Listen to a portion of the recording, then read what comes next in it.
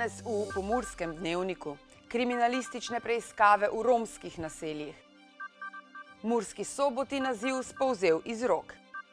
Gasilci s prvo žensko predsednico. Odziv na prijave sovražnega govora. Vreme, jutri pretežno oblačno.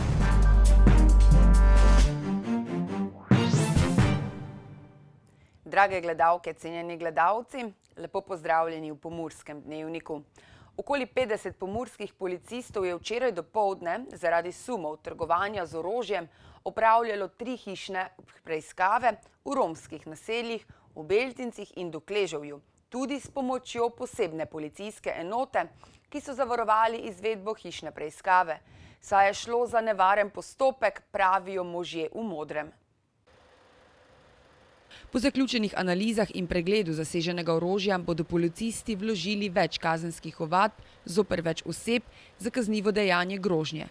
V ozadju pa je najverjetneje merjenje moči med romskimi družinami iz Beltincev in Dokleževja, ki se stopnjuje že lep čas in bi lahko eskaliralo. Le nekaj minut za kriminalisti smo obiskali eno izmed romskih hiš v Dokleževju, v kateri je potekala hišna preiskava. Policija je delala preiskave za nekšno orožje, pa mi orožje nemamo.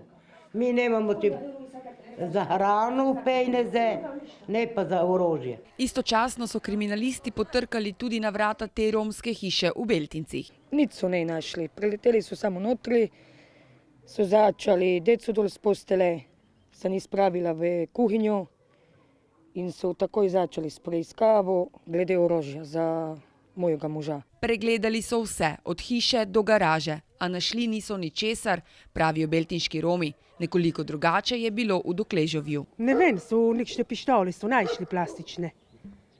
Plastične? Ja, v dece, ko so se špilali s tem. Možje v modrem pojasnijo, da so poleg teleskopske palice, gumijevke in noža zasegli še 2 imitaciji pištole, pri čemer za eno še preverjajo, ali bi z njo bilo moč tudi streljati. Na hišni preiskavi ni bilo najdenega, pravega orožja. Nesoglasja med romskimi družinami se vlečejo že lep čas. Prvi za kriminalistične preiskave krivijo druge, drugi prve.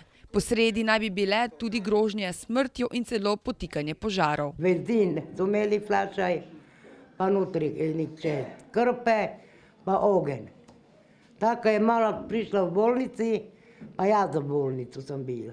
Te še pridu, ko ogenj mečejo, pa učijo, kad u nas dol streljali, vsakši večer z decu te sagajo. Cele noči smo gor rejsan, včasih smo bili gor v Gojnu do 4, ko smo čakali, če res samo rejsan počilo. Obe sprti strani pa se bojita, da bi spori eskalirali v tragedijo. Ja se občutim ogroženega.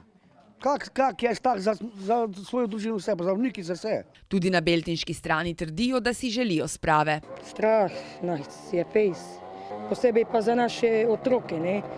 Se bojimo, da ne bi res do kaj prišlo, da ne bi en drugi obležal, ki je v krvi ali kaj takšnega. Pomurski policisti, ki razmere na terenu dobro poznajo, poskušajo poglabljenje spora preprečiti z mediacijo. Tukaj pa se maksimalno trudimo, da bomo dosegli, da bomo lahko, sprte strani, če tako želite, spravili za isto mizo, pa poskušali ugotoviti, kaj so vzroki za morebitne probleme in jih pol skupaj poskušati rešiti. A za skupno mizo do zdaj ni sedla še nobena stran.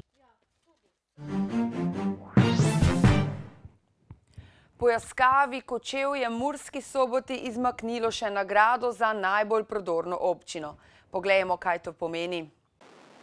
Nagrado Zlati kamen 2018 za razvojno najbolj prodorno občino je letos prejela občina Kočevje. Za priznanje se je potegovala tudi mestna občina Murska Sobota, ki pa je žal ostala praznih rok. Priznanje je namreč izostalo tudi v kategoriji vzhodne Slovenije, saj je tega osvojila občina Ruše. Murska Sobota je kot nominiranka pozornost pritegnila predvsem z svojim razvojem in nižanjem stopnje kriminalitete. Murska Sobota izraziteje gradi svojo vlogo regionalnega središča in je kraj, ki je najbolj zmanjšal stopnjo kriminalitete, piše na spletni strani zlatikamen.si. Sicer pa spomnimo, da je Kočevje pred časom osvojilo naložbo japonske multinacionalke Jaskave, za katero si je neuspešno prizadevala tudi Murska Sobota. Nagrado Zlati kamen družba Planet GV podeljuje od leta 2012. V analizo so avtomatično vključene vse slovenske občine, podatki pa tako predstavljajo pregled slovenskega okolja na ravni lokalne samouprave. Člani društva so na minulem rednem občnem zboru odločili, da bo vodenje gasilskega društva prevzela prva ženska predsednica. Ker je v gasilstvo volilno leto na vseh področjih, so tudi v PGD Črnelovci člani društva izvolili novo vodstvo. Po 3 mandatih je zdaj že bivšega predsednika Marjana Horvata nadomestila prva ženska predstavnica PGD Črnelovci, ki je hkrati tudi predsednica Društev gasilske zveze mestne občine Murska Sobota. To vlogo je prevzela Ingrid Lončar. Preteklega poveljnika Branka Lončarja je po dolgoletnem vodenju gasilcev nadomestil Branko Merklin mlajši. Novo vodstvo se v svoje poslanstvo spušča optimistično in s kar nekaj cilji. V prvi vrsti si prizadevajo za pridobivanje novega članstva, predvsem mlajših gasilcev, ki bi na to vztrajali v dolgoletnem gasilstvu. Svoje gasilce si želijo izobraziti na vseh področjih in jih usposobiti na opremi domačega društva. Zelo pomembno je tudi sodelovanje vseh članov v društvu in meddruštveno sodelovanje, kar vodi do lažje poti pri doseganju kratkoročnih in dolgoročnih ciljev, so zapisali pri PGD Črnelovci. Ob tej priložnosti so podelili tudi nekaj priznanj.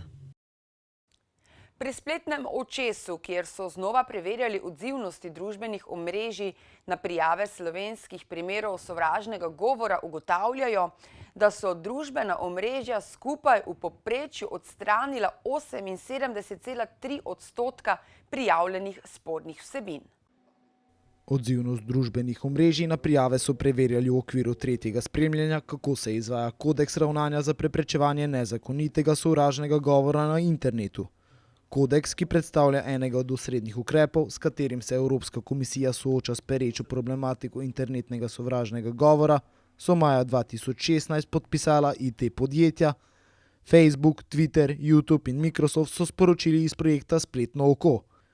Družbena omrežja so v povprečju odstranila 70% prijavljenih primerov sovražnega govora, ki so jih prijavile organizacije iz 27 držav članic Evropske unije. Prijavitelje sovražnega govora pozivajo, da primere prijav, na katere niso prejeli odgovora ali bi bili morda lahko neopravičeno zavrnjeni, posredujejo na prijavno točko Spletno oko. Tudi ta teden smo za vas izbrskali nekaj prostih delovnih mest. Če se v katerem od opisov prepoznate, je lahko zaposlitev tudi vaša. Ni nas malo, ki veliko preveč časa posvetimo družbenemu omrežju Facebook. Kaj, ko bi s tem še kaj zaslužili? Delovno mesto specialista za trženje v Dublinu na Irskem vam lahko prinese odlično znanje angleščine, ustrezne delovne izkušnje in poznavanje slovenskega trga. Mlade k sodelovanju tokrat kličejo v Mladinskem centru Prlekije, kjer lahko med drugim prevzamete skrb za izobraževanje mladih in večanje njihovih kompetenc. Če imate smisel za izražanje in ustrezno izobrazbo, se lahko preživljate tudi s prevajanjem. Honorarno zaposlitev ponujajo več prevajalcem za vse možne jezikovne kombinacije. Pisarne pač niso za vse. V stiku z naravo lahko kruh služite v Ljutomeru ter pristopite k učenju jahanja in izvajanju hipoterapije. Vešči pisarniški del ter pisanja in kontrole računov pa se boste morda najbolje znašli v vlogi administratorja v podjetju Logistik Ljutomer. Povezave do vseh prostih delovnih mest najdete na sobotainfo.com. Na spletnem portalu sobotainfo.com pojasnjujejo, kaj pomenijo nizki preleti letal nad Pomurjem. Preverite na sobotainfo.com. Mi pa si poglejmo še kratke novice.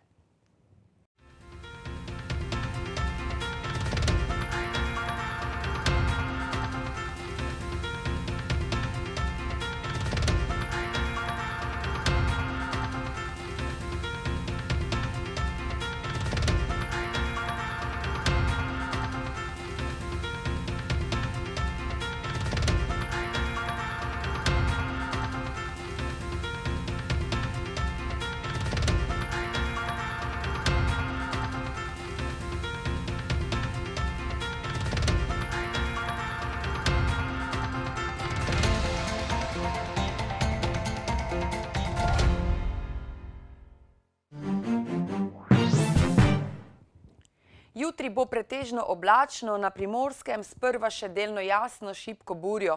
Kakšno vreme nas čaka v prihodnjih dneh, pa v vremenski napovedi. Danes smo imeli večinoma oblačen dan s temperaturami okrog 2 stopinj Celzija. Opoldne ste v Krajinskem parku Goričko namerili 0 stopinj, v Radencih in Murski Soboti 1 ter v Lendavi 2 stopinji Celzija. Jutri bo pretežno oblačno, na Primorskem sprva še delno jasno s šibko burjo. Najnižje jutranje temperature v vzhodni Sloveniji se bodo v Murski Soboti in Mariboru gibale okrog -1 stopinje, dnevne pa se bodo povzpele do 5 stopinj Celzija. V nedeljo bo oblačno. Predvsem na jugu države bodo rahle krajevne padavine, ki bodo občasno segle tudi do osrednje Slovenije. Po nižinah bo deloma deževalo, deloma snežilo. Zapihal bo severovzhodni veter, na Primorskem šibka do zmerna burja. V ponedeljek bo pretežno oblačno, v notranjosti Slovenije bo občasno lahko rahlo snežilo. Temperature v naših krajih se bodo dopoldan gibale med -2 in 0 stopinjami, dnevne pa med 3 in 5 stopinjami Celzija.